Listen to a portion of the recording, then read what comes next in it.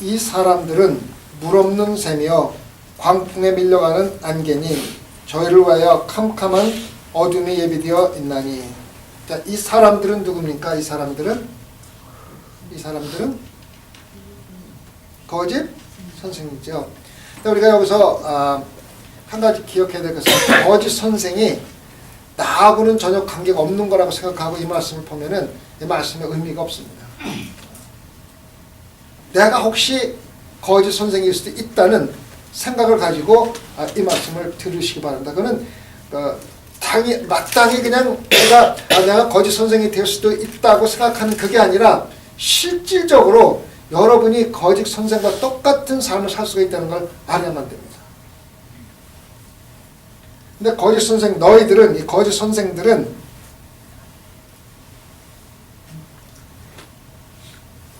물 없는 샘이요.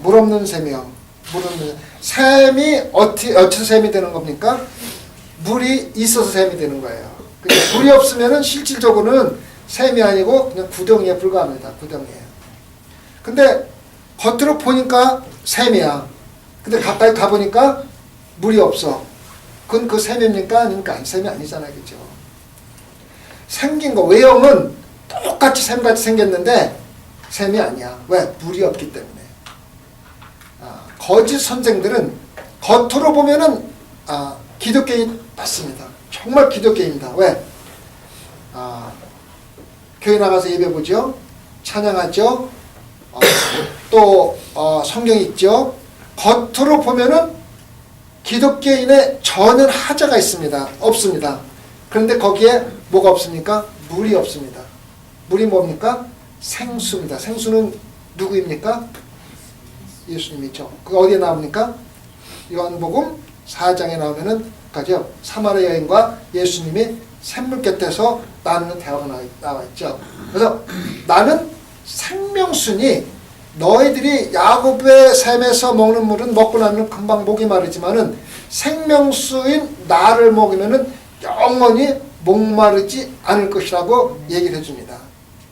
근데 이 사마리아 여인이 그걸 받아들인가 말이야. 받아들이죠. 그래서 기쁨으로 나가서 첫 번째 한 게 뭡니까? 첫 번째 한 게 뭡니까? 첫 번째 한 게 나가서 예수님을 전했어요. 아주 미치도록 전하지 않고는 견딜 수가 없어서 전했어요. 생명수를 먹은 사람의 특징은요. 그 기쁨, 내가 예수 그리스도를 받아들이고 느낀 그 기쁨을 남한테 전하지 않고 나서 견딜 수 없는 마음이 생겨야 그 비로소 나는 생명수를 얻은 겁니다. 도대체 내 안에 뭐 기쁨이 있는지 없는지 뭐 남이야 믿던 말든지 그냥 나만 그저 그냥 잘 되면 좋고 뭐 이런 생각을 가지는 사람은요 생명수를 아직 먹지 못한 사람입니다. 사마리아 여인이 그렇게 악한 일을 하고 세상에 살다가 죄를 짓다가 예수 그리스도의 생명수를 먹고 견딜 수 없이 전하지 않고 없어서 창피한 것도 나가서 막 전했습니다. 이게 바로 생명수를 먹은 사람의 특징입니다. 그래서 우리가 그러한 감정이 없으면은 아직도 우리가 생명수를 먹고 있는지 마시고 있는지 그냥 외형적으로 샘인지 아니면 물이 있는 샘인지를 갖다가 판단하는 근거입니다. 굉장히 중요한 거거든요. 그것이 어디서 생기냐면요. 죽은 영혼을 불쌍히 여길 수 있는 그 마음이 먼저 생겨야 돼요. 죽어 있어도 불쌍하지도 않고 죽어 있는지 살아 있는지 아무런 생각이 없는 사람은요 생명수를 아직 맛보지 못한 사람이에요. 그래서 죽은 영혼 아직 예수를 영접하지 못한 사람이 정말 불쌍해 여길 때 사마리아 여인같이 가서 목숨 걸고 복음을 전하는 건데 우리 마음속에 그것이 없으면요 내가 생명수가 아직 없는 거예요. 겉으로는 구원받은 것 같고 겉으로는 신앙생활 잘하는 것 같고 겉으로는 훌륭한 신앙인 같은데 실질적으로 뭐가 없냐면 성령이 없는 거예요. 성령. 내 마음에 성령의 인도하심이 없으면은 죽어가는 영혼도 불쌍해 보이지 않고 죽어가는 영혼한테 정말 내가 느끼는 생명술 같이 나눠주고 마음도 생기지도 않고 아무것도 아닌 거예요. 그러니까 외형적으로는 셈인데 외형적으로는 기독교인인데 실질적으로는 구원받지 못한 기독교인입니다. 이 구원의 그 기쁨은요 남한테 전하지 않고는 견딜 수가 없는 거예요. 한번 생각을 해보세요. 하나님과 예수 그리스도와 눈물도 없고 고통도 없고 아무런 어려움도 없고 기쁨만 있는 예수님과 영원히 사는 그런 기쁨을 갖다가 남한테 나눠주지 않고 살아간다는 것은 그거는 좀 문제가 있는 거예요. 아가 아이들이 3명이 있어요. 3명이 있는데 아이들에게 무슨 뭐 좋은 일이 있고 뭐 조금 잘된 일이 있으면은 딴 사람한테 같이 나누고 싶은 생각이 많이 나잖아요. 그죠? 하물며 하나님이 우리에게 영생을 주시고 정말 우리가 상상할 수 없는 기쁨과 그거 주셨는데도 사람들한테 가서 전하고 싶지 않다 그러면은 그게 진짜 나에게 있는지 한번 생각해 봐야 되는 거예요. 그렇잖아요? 교회도 마찬가지예요. 교회도 겉으로 보면은 교회입니다. 십자가 크게 걸고 훌륭한 교단에 소속돼 있고 예배 열심히 드리고 찬양도 열심히 하고 뭐 다 합니다. 겉으로 보면은 교회임이 틀림이 없습니다. 그런데 그 안에 물이 없어요. 다시 말하면 성령이 없어요. 예수 그리스도가 없어요. 그거는 외적으로는 교회이고 외적으로는 기독교인들이 모이지만은 실질적으로는 물이 없는 셈입니다. 그러면 교회의 물이 뭡니까? 누가 물입니까? 여러분들이 물이에요. 여러분들 삶 속에서 성령이 없는 생명이 없는 삶을 살면은 그 사람들이 모이는 교회는요 물이 없는 셈하고 똑같은 게 교회는 누굽니까? 건물이 아니잖아요. 여러분들이잖아요. 그래서 어떠한 사람들이 모이냐에 따라서 그 교회가 생명이 있는 성령이 있는 교회냐 아니면은 물이 없는 셈이냐고 똑같은 거예요. 그래서 여러분들이 잘하셔야 돼요. 그래서 제가 어저께 어떤 분하고 얘기하면서 그렇게 얘기했어요. 그러면은 어떻게 구분할 수 있느냐? 자, 구분이 이렇게 됩니다. 그 교회에 성령이 충만한 성령의 감동감화를 받은 사람들이 섬기는 교회, 그런 사람들이 주가 돼가지고 그렇지 못한 사람들이 들어와가지고 그러한 사람들과 동화되어가지고 함께 성령 충만하게 섬기는 교회가 물이 있는 셈이고, 성령이 충만하지 못한 사람들이 정치적으로 장로가 되고 집사가 되고 목사가 돼가지고 다스리는데 사람들이 들어가지고 거기 동화되는 게는 샘물이 없는 교회입니다. 그래서 실질적으로 샘의 물은 누구냐면 여러분들입니다. 여러분들이 제대로 신앙생활을 못하면요 들어오는 사람들이 똑같이 신앙생활을 못합니다. 근데 여러분들이 똑바로 하면은요 들어오는 사람들이 여러분들 동화돼가지고 똑바로 신앙생활을 하게 될 수밖에 없어요. 그래서 교회의 주된 구성원이 정말로 성령 충만하게 하나님 말씀대로 살아가려고 하는 사람들이 교회를 섬기고 있느냐, 아니면은 형식적으로 그냥 뭐 장로다 집사다 뭐 목사다 해가지고 그런 사람들 섬기느냐에 따라서 그 교회가 결정되는 거예요. 왜? 교회는 여러분들이기 때문에, 성도들이기 때문에. 그런데 그러면은 많은 사람들이 목사님이 성령 하는데 도대체 성령은 뭐야 하는 분들이 많아요. 성령은요 하나님이에요. 하나님, 아시겠습니까? 성령은 하나님이에요. 인격체입니다. 그런데 근본적으로 하나님은 누굽니까? 하나님은 말씀이에요. 요한복음 1장 1절에 뭐라 그랬습니까? 하나님은 말씀이다. 말씀이 곧 하나님이라고 그랬어요. 그래서 성경을 떠나서는 성령을 체험할 수도 없고 성령을 맛볼 수도 없습니다. 우리가 일시적으로 감동을 받을 수 있지만은 실질적으로 우리 삶을 인도하는 분은 하나님이어야 되는데 그 하나님 누구냐면 말씀입니다. 그래서 말씀을 떠나서는 절대적으로 성령이 임할 수도 없고 여러분의 삶을 성령이 있는 삶을 살 수가 없어요. 그래서 말씀을 끊임없이 읽어야 되고 끊임없이 묵상해야 되고 그 말씀에 따라 살아야만 합니다. 생명입니다. 생명. 교회. 제가 여러 번 말씀드리지만은 그 캐톨릭 쪽에서 성도들을 마음대로 자기들 마음대로 관리하기 위해서 제일 먼저 한 게 뭐냐면은 하나님 말씀으로부터 성도들을 격리시킨 게 불리한 거예요. 사이비의 거짓 선생들의 가장 큰 특징은 성도들을 말씀으로부터 멀리하는 거예요. 왜? 말씀 안에 진리가 있기 때문에. 성도들이 말씀을 많이 읽으면은 거짓 선지자의 말을 안 들어. 왜? 진리를 알기 때문에. 그래서 신부님들이나 교황청에서 한 게 뭐냐면은 성경이 원래 그 캐톨릭 쪽에서는 로마 말 뭐자 그러죠? 네? 라틴어로 돼 있었어요. 근데 유럽 사람들 라틴어 사용을 안 하기 때문에 라틴어를 읽을 수가 없어요. 그래서 성경을 라틴어에서 다른 말로 번역한 사람 무조건 다 죽였어요. 그래가지고 15세기, 16세기, 17세기 그때 돼갖고 성경을 번역하려고 노력한 사람들이 엄청 많아요. 엄청난 사람이 숨겼어요. 그 성경 번역을 하다가.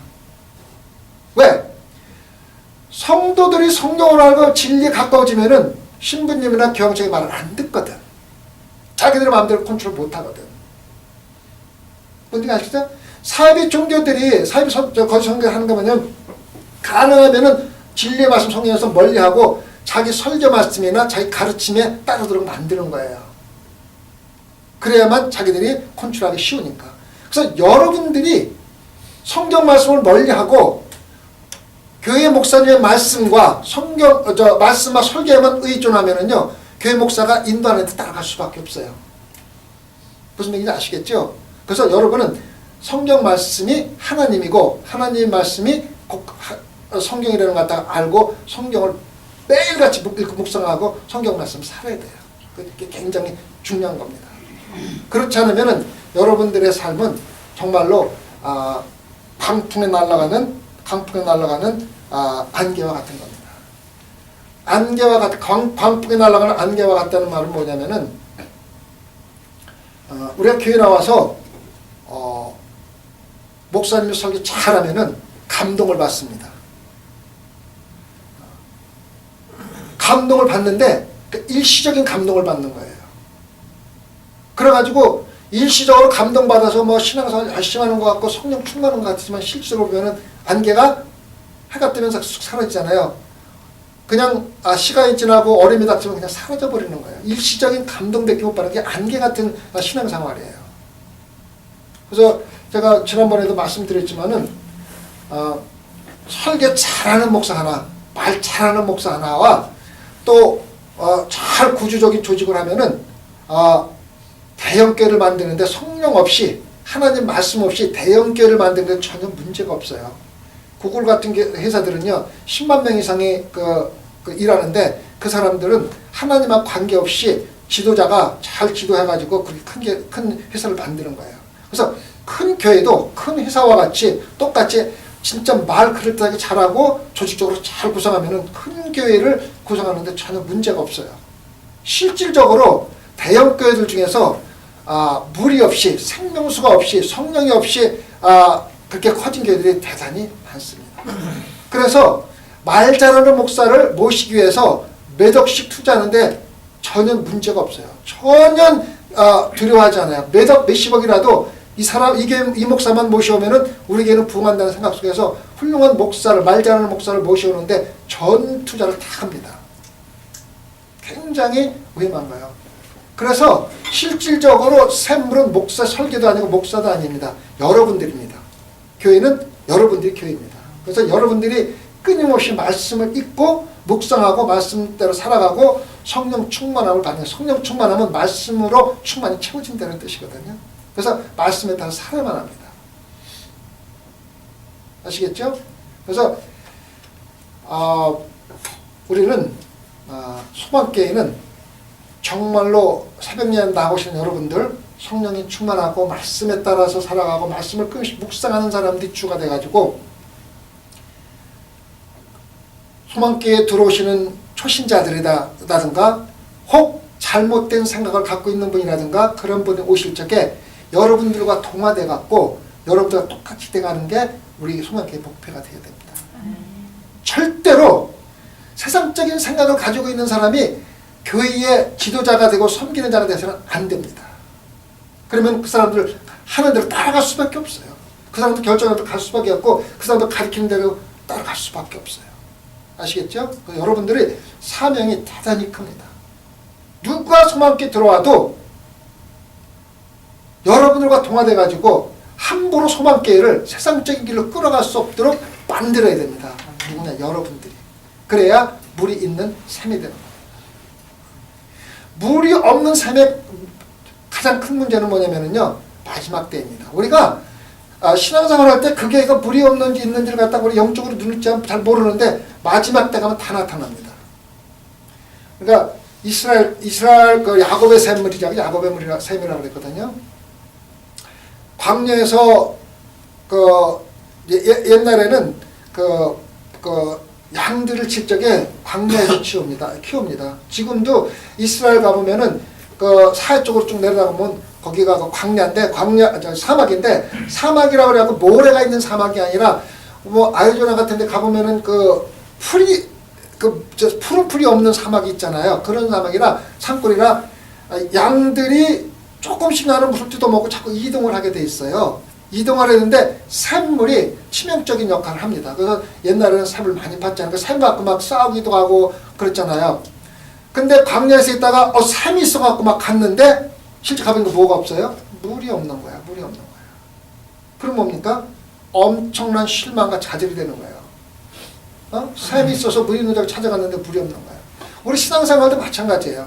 우리가 샘이 있다고 해서, 교회가 있다고 해서 열심히 쫓아갔는데 나중에 다 가서 보니까, 실제 가보니까는 물이 없어. 그러면 어디로 가는 겁니까? 여기서 말하는 어디로 가는 겁니까? 마지막에 보면은 캄캄 어둠이 예배되니 그리 빠지는 거예요. 진짜 절망과 좌절로 들어가는 거예요. 근데 갈 적에 모르는 거, 샘이 있으니까 따라갔거든. 근데 물이 있는지 없는지는 어떻게 알아? 가봐야 알아. 왜 교회가 올바르는지 뭔지를 나중에 가면, 심판 때 가면 금방 다 나타나거든요. 근데 그거를 우리가 지금 알 수 있는 길은 하나님 말씀에 따라서, 성령의 인도하심에 따라서 살아가는 방법밖에 없는데, 여러분들이 너무 하나님 말씀을 멀리하고 그냥 성경책 가지고 교회 와서 예배 보고 가면은 구원받은 걸로 잘못 생각하는 분들이 너무 많다는 거예요. 그리고 심지어는 교회를 다스리는 자들도 그런 생각을 가지고 살아간다는 거예요. 아시겠죠? 근데 소망교회 성도들은 정말로 여러분들이 주가 돼가지고 누구든지 와서 산물을 마실 수 있도록 예수 그리스도한테 인도하는 거예요. 우리가 신앙생활하면서 가장 실수라는 게 뭐냐면은, 하나님이 나를 위해서 있다고 생각하는 거예요. 그게 무슨 말인지 압니까? 하나님이 내 욕망과 욕구를 채워주신 분이라고 생각하고 신앙생활하는 사람들이 다들 많다는 거예요. 그 말은 뭐냐면은, 내가 예수 그리스도를 믿고 다 잘 돼야 돼. 우리 자식들도 잘 돼야 되고, 병도 없어야 되고, 건강해야 되고, 돈도 많이 벌게 해줘야 되고, 그렇게 해줘야 돼. 그런데 그렇게 안 되면은 그냥 안개같이 사라지는 거예요. 우리 어머님이 그때 제가 어렸을 적에는 가난했잖아요.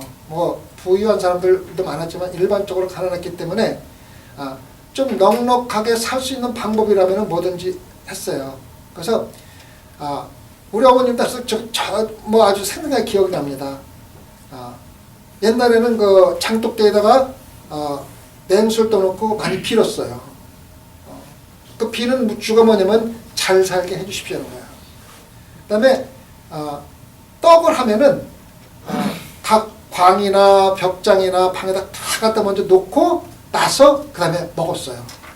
그게 뭐냐면 잘 살게 해주셔서 빌은 거야.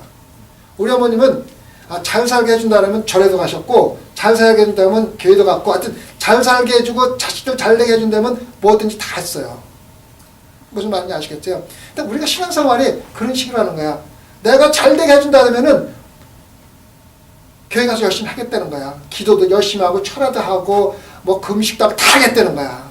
근데 그 목적이 뭐냐면 내가 잘 되고 내가 잘 살기 위해서 내 딸 출산하기 위해서, 그게 목적이에요. 그거는요, 옛날에 우리 어머님이 하신 거하고 똑같은 거예요. 근데 실질적으로 우리가 하나님을 위해서 있는 거지 하나님이 나를 위해서 있는 거 아니에요.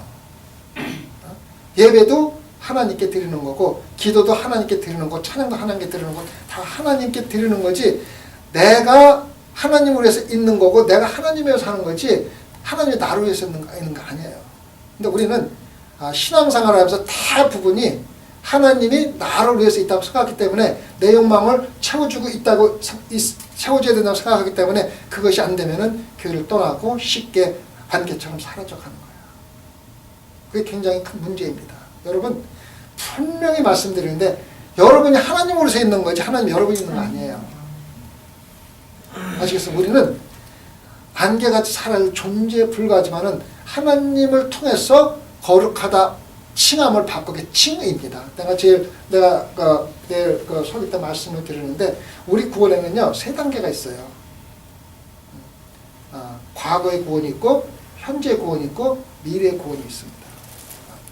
과거의 구원은 내일 설교 들을 때 들으면 또 똑같은 얘기를 할 건데 과거의 구원은 우리가 예수 그리스도를 영접하고 세례받고 우리 죄를 고백하고 죄인이지만은 예수 그리스도의 이름으로 의롭다 칭함을 받는 거예요. 그 칭의고 과거에 대한 과거의 구원입니다.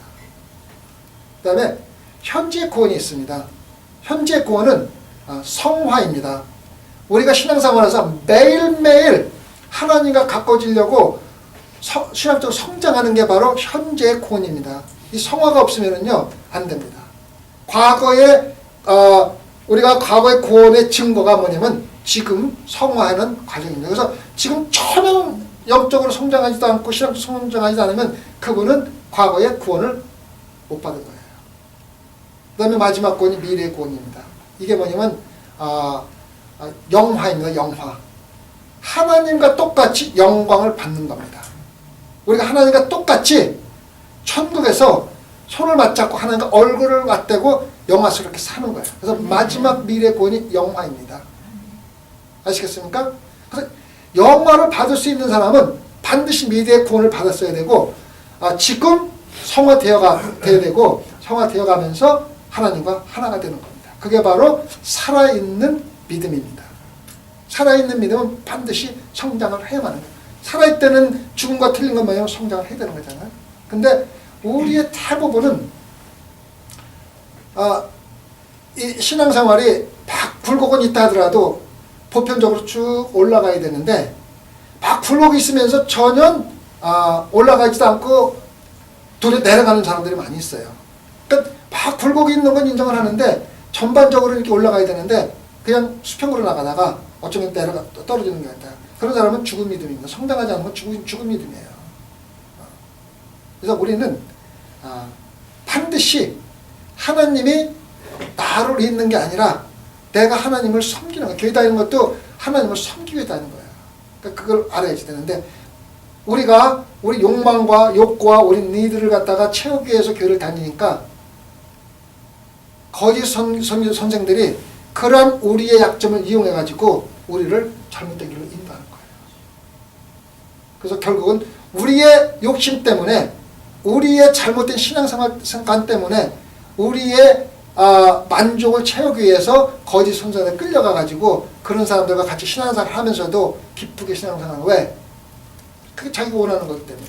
그래서 실질적으로 우리가 거짓 선생한테 딸려가는 이유는 우리한테 문제가 있다는 거예요. 왜? 우리가 추구하는 것이 우리 욕망 충족이기 때문에. 사탄을 참 잘 알아요. 조심해야만 됩니다. 근데 그 사람들의 마지막이 뭐냐면요. 캄캄한 어두움이 예비되어 있다고 했어요. 캄캄한 어둠이 예비되어 있다는 말이 무슨 얘기인지 아십니까? 그러니까 유다서 1장에 보면은 유다서 1장이라는데 유다서는 한 장밖에 없습니다. 한 장밖에 없는데 11장 13절에 보면은 정확하게 어떻게 대가 나오는지를 설명을 잘 해줍니다. 지난번에 제가 발람에 대해서 얘기했지만은 발람이 추구한 게 우리가 똑같은 신앙생활입니다. 발람이 추구한 거는요 결국적인 자기 욕심을 채우려고 마음속에 갖고 있었는데 겉으로 보면은요 전부 하나님을 위한 거예요. 하나님 가시지 말라고 그러면 안 가겠습니다. 하나님이 축복하지 말라고 그러면 안 하겠습니다. 하나님이 시키는 말만 하겠다. 다 겉으로 보면은 전혀 문제가 없어요. 그런데 궁극적으로는 하나님을 자기 삶으로 인도하려고 자기가 의도하는 것을 이루기 위해서 하나님을 갖다가 그 의도하는 길을 자꾸 끌어들이는 거예요. 근데 하나님이 뭐 바보입니까? 그걸 끌어들이는 대로 따라가게? 그럼 나중에 안 되니까 뭡니까? 하나님을 돌아줘서 그 사람도 축복하려고 하잖아요. 됩니까? 안 되죠.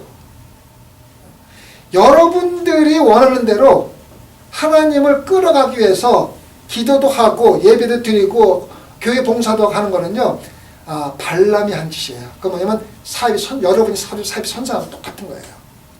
여러분들의 욕심을 채우기 위해서 여러분들의 그 필요한 것을 만족시키기 위해서 하나님을 겉으로 보기에는 하나님을 열심히 섬기가 같으면 궁극적으로 내 욕망을 채우는 데를 자꾸 인도하려고 하면은 결국은 뭐냐면은 멸망밖에 없는 거예요. 이거 조심하셔야 돼요. 여러분 한번 잘 생각해 보세요. 내가 신앙생활 하는 것이 결국은 하나님을 내 욕심 채우기 위한 방법으로 믿고 있는 건 아닌지, 아니면은 내가 하나님이 나를 위해 있는 게 아니라 내가 하나님을 위해서 있는 거기 때문에 내가 정말 하나님을 위해서 모든 것을 하고 있는지 한번 생각해 보세요. 교회 봉사, 기도, 예배 모든 것이 정말로 하나님만을 위한 것인지 내 마음속에서는 내 욕심, 내가 잘 되기 위해서 내 자식들 축복하기 위해서 그런 것을 만족시키기 위한 조건으로서 예배를 드리고 하나님을 섬기고 성경이 나오고 새벽이 나오지 않은지를 한번 검토해 보세요. 굉장히 중요합니다. 저도 새벽마다 이런 생각을 합니다. 혹시라도 내가 내 욕심을 채우기 위해서 목회하고 있는 건 아닌지 매일 생각을 해봅니다. 그리고 조금이라도 그런 생각이 날 때마다 회개하고 다시 돌아옵니다. 여러분, 신앙생활은 매일매일 일어나는 데일리 액티비티입니다. 하루라도 여러분들이 하나님의 생각이나 말씀에 떠나 있으면 사탄이 들어올 수밖에 없어요. 아시겠죠? 적어도 새벽 예배에 나온 여러분들은 하나님과 매일매일 교제하시면서 여러분들이 소망교회를 인도하는, 섬기는 사람으로부터 누가 소망교회 들어와도 여러분과 똑같이 통화되지 여러분들이 그 사람들과 통화되지 않는 그러한 교회를 만드십시오.